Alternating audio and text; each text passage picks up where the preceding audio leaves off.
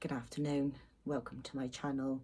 And I'm aware that these glasses don't suit me, fit me.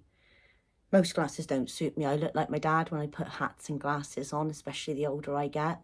And it's quite unfortunate because my mum's quite pretty, but I do look like my dad when I put on these. And these are my boyfriend's glasses. I might find my glasses, but I think this is the most dignified I'm going to look today. Tomorrow's a new day.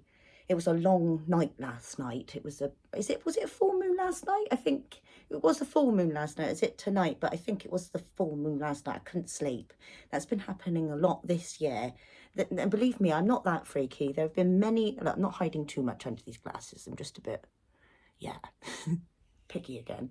But yeah, believe me, I'm not that freaky. I don't wake up on every full moon, and I haven't been doing that for years, like waking up on full moons and stuff. But in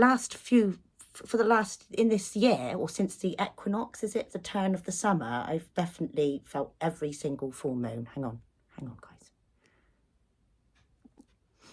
And last night was again yet another intense moon. Now, I don't know if you've been watching my other videos. You probably haven't, and I don't blame you if you haven't, but my partner's had a twinging back. But he was up in the middle of the night being stressful and moody and childish, and yeah, you know, but I just brushed it off because he was in pain, do you know what I mean? And I think sometimes, especially like when you're in a relationship, he's got a very low pain threshold. Like seriously, he doesn't like going on rides. He doesn't like scary films, and literally he was just like making loads of noise and stuff. And yeah, it was quite funny. We had to take my son to the hospital yesterday, and he had to like shuffle through loads and loads of corridors and stuff. But yeah, he's back to work today, and I'm sure he will be better. But it was quite funny because I thought my own back was going to go, and then his back went, and then everything started to go pretty tits up in reality. But yeah, the full moon's over now, so hopefully there should be a bit of a release of pressure. And again, just like my partner's irritating behaviour, he can be a bit childish and play up.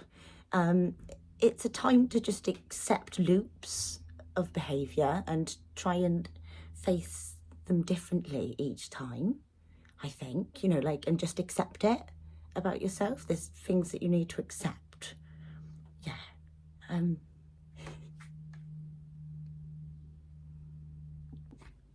also a strong time to be following your intuition. And at the moment, I'm too lazy to follow intuition, because usually intuition is doing something crazy, isn't it? But I have been following intuition. Like again today, I haven't been doing a lot of cleaning, and been hula hooping and, you know, working on myself. Yeah, being selfish. Yeah, you know.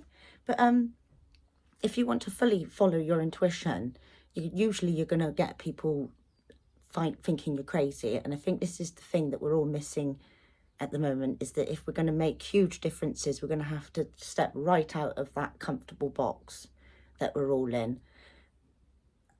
Yeah, I haven't stepped out of my crazy box for a long time, just for my children's sake, really, because I've said I need to be on planet Earth. I've got 4 children. It doesn't do anyone any good. You know, I haven't got the time to be flying around at the moment. But yes, but following intuition, one good example of the last time I felt like I'm so weird at the moment. I'm sure I'll be more relaxed soon. I'm sure, yeah. But when I got my dog George, right, it was a bit of a long story, but we ended up trying. It was years and years ago now. He's 7, coming up this year, but we ended up getting ready for Glastonbury Festival like 3 times, and ended up not being able to go in there. Basically, our tickets were buggered and we couldn't get in there.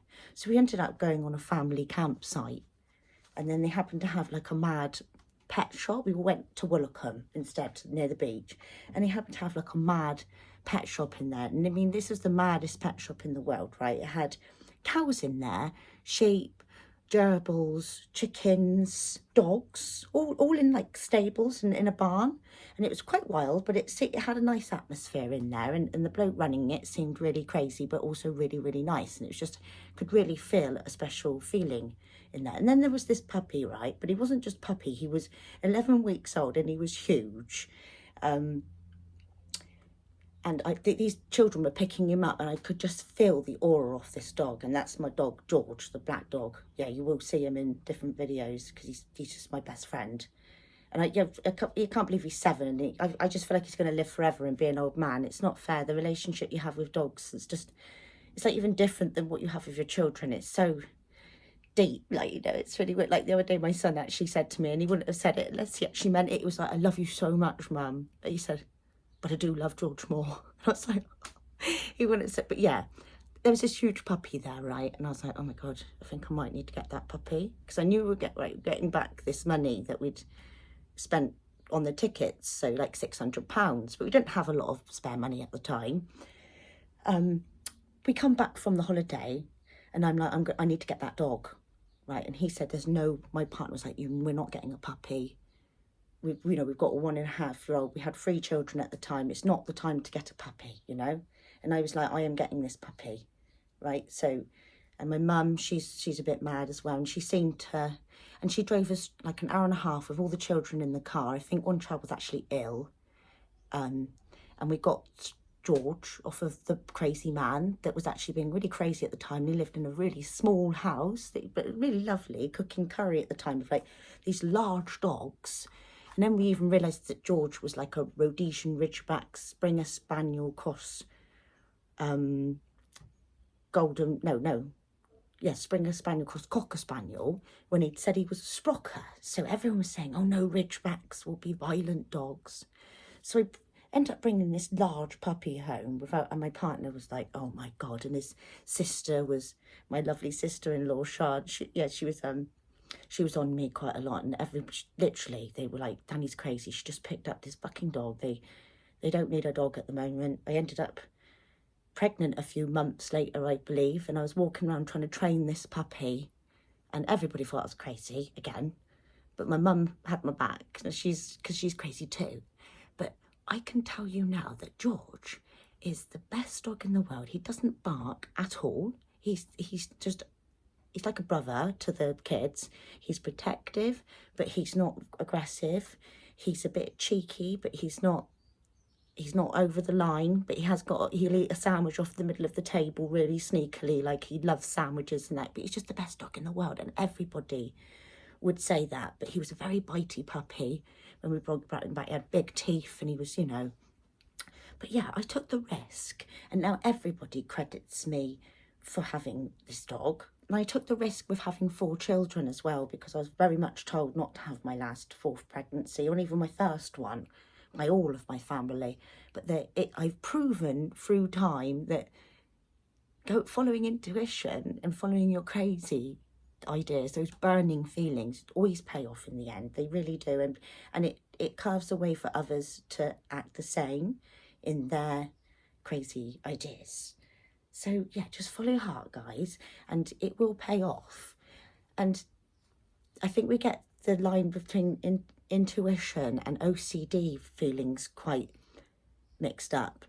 The first sort of times when I was a child, I used to get these impulsive feelings to like touch something, but then touch it with the left, or I'd say you've got to tuck all your really strange things, like you've got to tuck all of your sock in between your toes and then do it on the other foot. And I'd get such a burning feeling to do it that I'd have to do it. I wouldn't feel okay unless I did that. And I think that was like, I know it sounds crazy, but that was me practicing following intuition. And then when I'm not following intuition and going with the flow of the box that everyone wants me to go in, I do get very, very moody and actually get cold sores, physical symptoms, or over the years, overeating, self-abuse, basically, from not following my crazy ideas. And nowadays, I follow my crazy ideas, guys. I get less spots. I get a lot of respect off of people in general. I promise you. Maybe don't look like I'm worth respecting today, but yes, follow your crazy ideas, and that burning feeling in your heart that's going to get your adrenaline going. You know that it's the right thing to do. Okay, and yeah, now the full moon's over, we'll see what the next cycle brings up. It's like having a period, guys, isn't it? These full moons, basically, it's the same yeah.